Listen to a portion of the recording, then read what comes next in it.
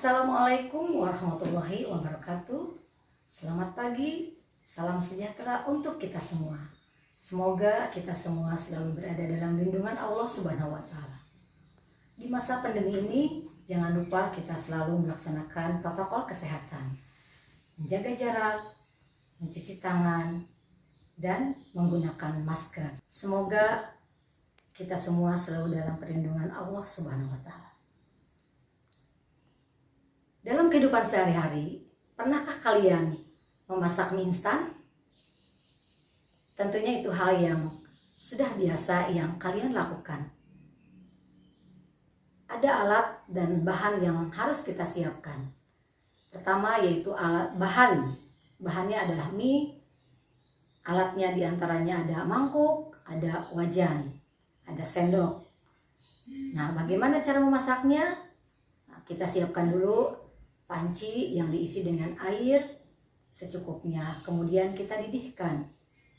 Setelah itu kita siapkan mangkuk yang sudah kita masukkan bumbu dari mie instan tersebut. Nah, setelah mie instan tersebut masuk ke dalam air mendidih tadi, dan setelah matang kita tiriskan, kemudian kita masukkan ke dalam mangkuk yang sudah kita siapkan yang ada bumbunya tadi. Nah, kemudian kita tambahkan air yang baru. Nah, setelah itu kita aduk rata bumbunya dan siap disajikan. Nah, itu diantaranya cara memasak mie instan dalam kehidupan kita sehari-hari. Nah, pada kesempatan ini tentunya kalian sudah siap untuk belajar mengenai teks prosedur. Cara membuat mie instan tadi termasuk dalam kegiatan langkah-langkah teks prosedur yang akan kita bahas pada kesempatan ini. Bagaimana langkah-langkah dalam kegiatan teks prosedur ini, apa itu teks prosedur, dan apa itu tujuannya, akan kita bahas pada kesempatan ini. Selamat menyaksikan. Teks prosedur adalah teks yang berisi cara, tujuan untuk membuat atau melakukan sesuatu hal dengan langkah demi langkah yang tepat secara berurutan, sehingga menghasilkan suatu tujuan yang diinginkan.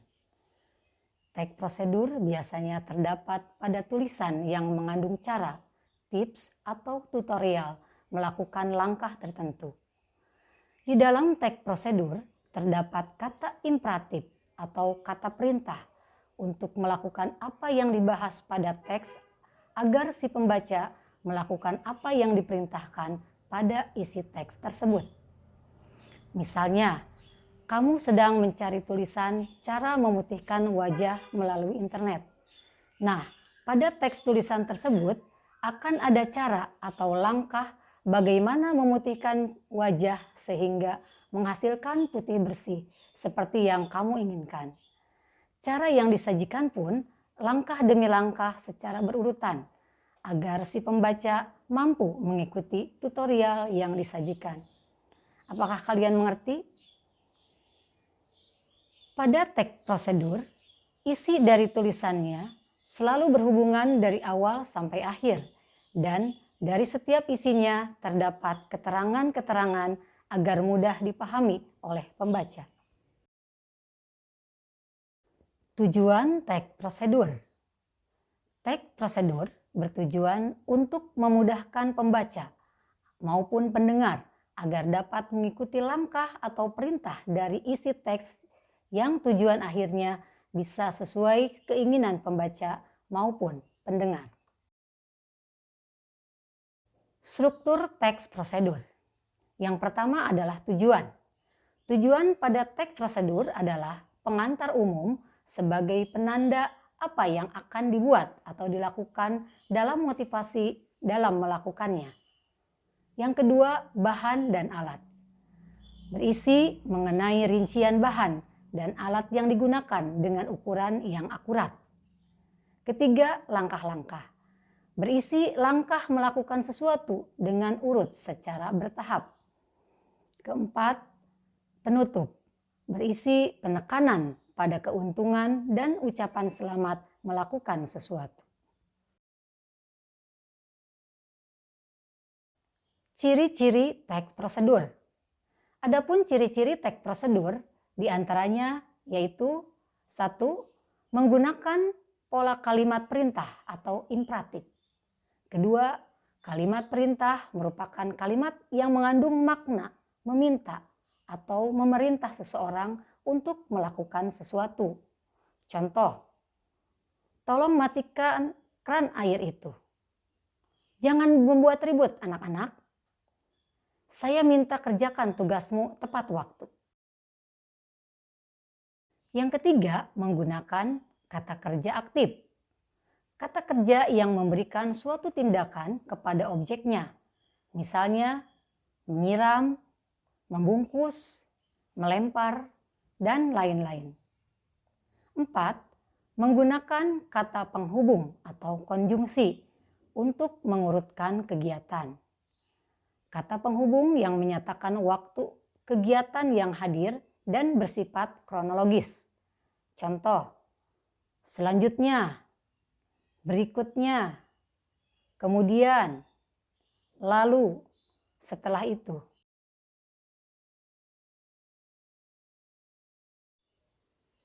Yang kelima, menggunakan kata keterangan untuk menyatakan rinci waktu, tempat, dan cara yang akurat. Gunanya menambahkan atau memberi keterangan pada kata lain. Contoh, pertama, ibu mengiris lobak menggunakan pisau tajam.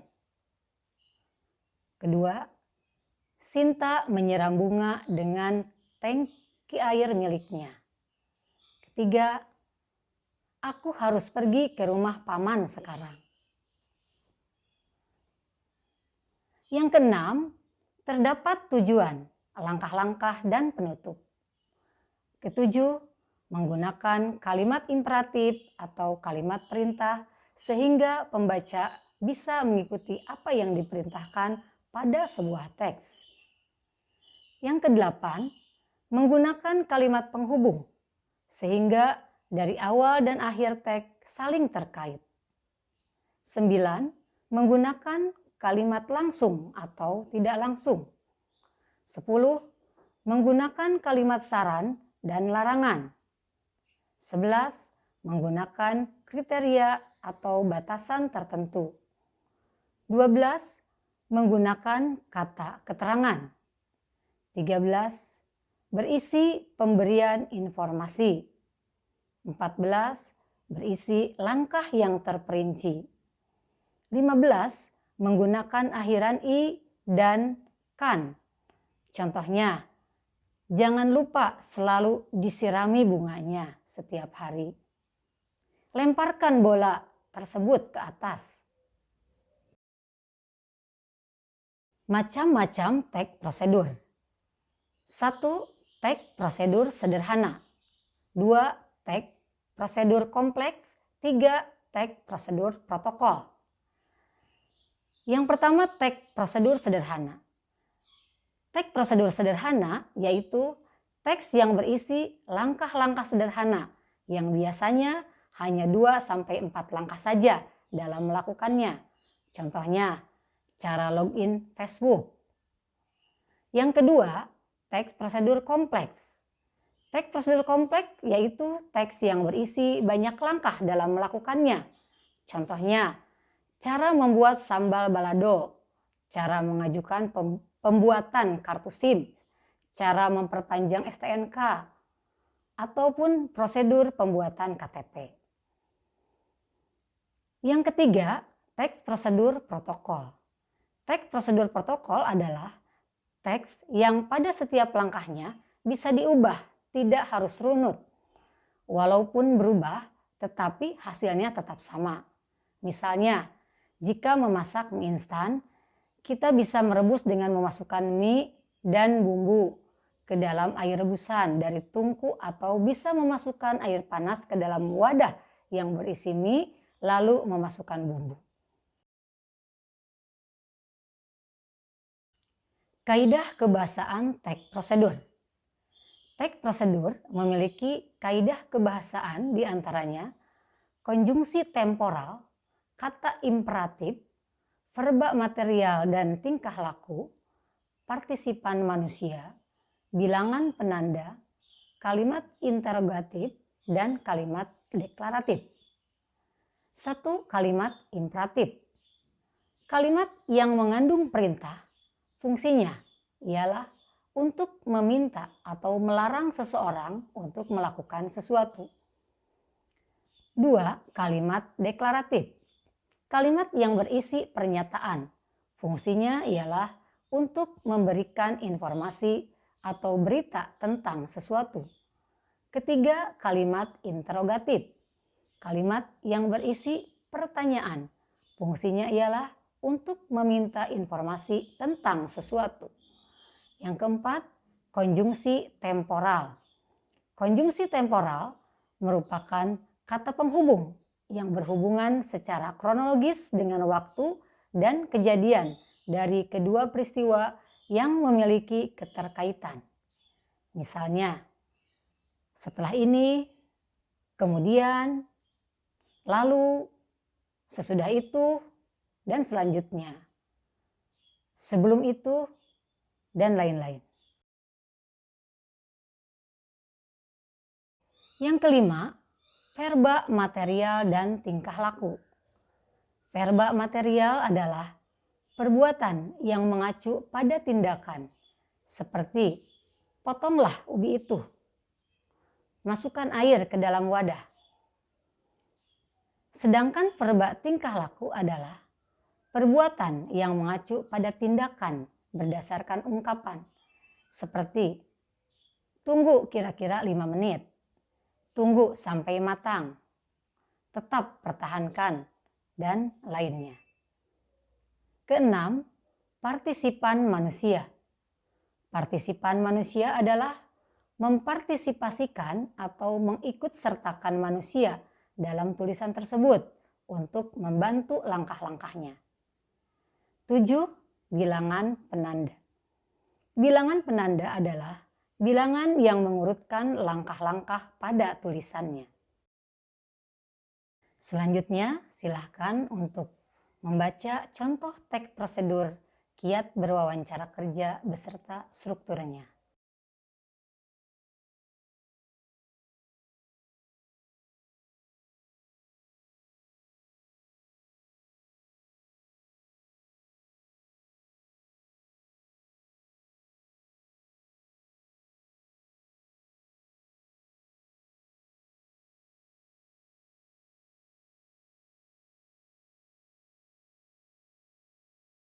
Struktur teks prosedur. Teks prosedur dibentuk oleh ungkapan tentang tujuan, langkah-langkah, dan penegasan ulang. 1. Tujuan merupakan pengantar tentang topik yang akan dijelaskan dalam teks.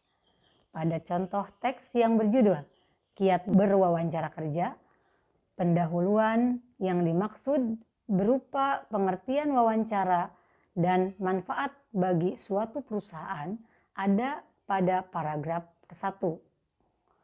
2. Langkah-langkah berupa perincian petunjuk yang disarankan kepada pembaca terkait dengan topik yang ditentukan terdapat pada paragraf kedua sampai dengan ke-9. 3. Penegasan ulang berupa harapan ataupun manfaat apabila petunjuk-petunjuk itu dijalankan dengan baik terdapat pada paragraf ke-10. Struktur teks prosedur terbagi 3, yaitu yang pertama tujuan, kedua langkah-langkah atau petunjuk, yang ketiga penegasan ulang atau penutup. Unsur kebahasaan teks prosedur. Dalam unsur kebahasaan teks prosedur banyak menggunakan kata-kata kerja perintah atau imperatif. Kata kerja imperatif dibentuk oleh akhiran kan, akhiran i, dan partikel lah. Silahkan untuk lihat tayangan di bawah ini.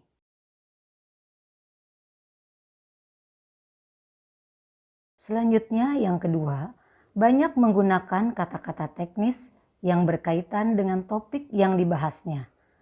Apabila teks tersebut berkenaan dengan masalah komunikasi, akan digunakan istilah-istilah komunikasi pula.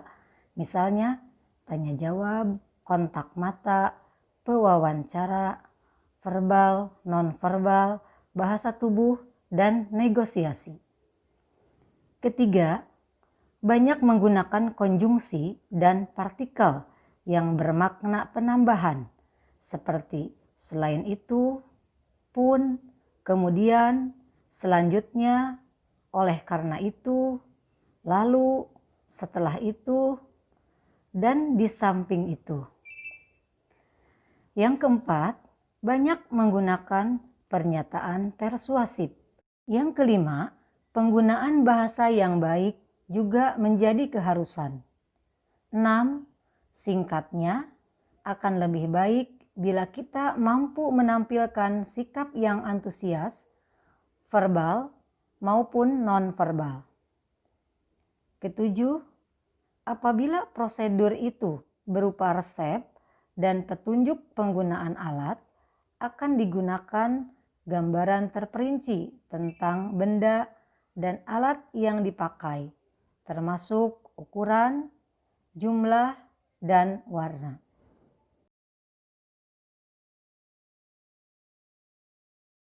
Kaidah kebahasaan teks prosedur terdiri dari kata kerja imperatif, pernyataan persuasif, kata teknis, konjungsi penjumlahan, deskripsi alat.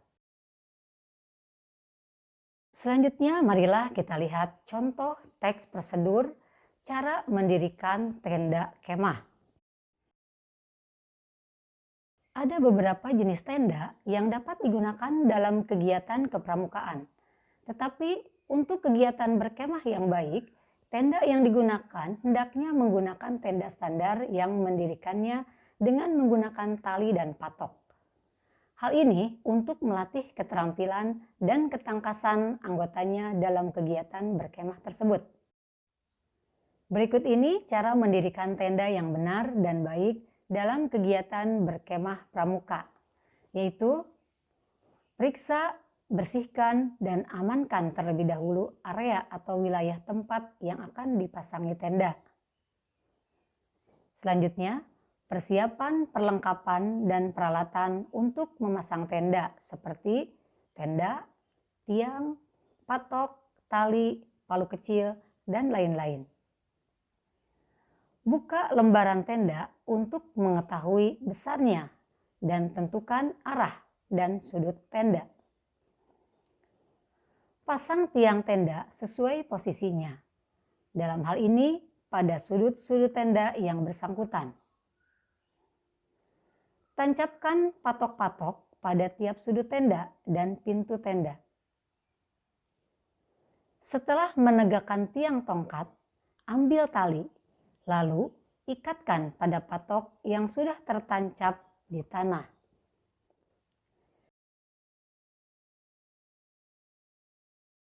Begitupun dengan tiang depan, ikatkan talinya. Alangkah lebih bagus jika menggunakan tali ganda.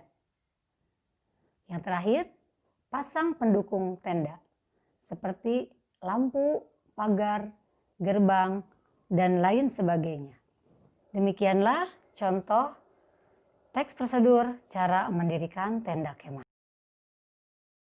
Demikianlah materi mengenai penjelasan teks prosedur. Semoga bermanfaat. Dan mudah-mudahan materi ini tidak hanya sekedar teori, dapat kita praktekkan dalam kehidupan sehari-hari. Selamat belajar, kita bergerak, Indonesia maju. Wassalamualaikum warahmatullahi wabarakatuh.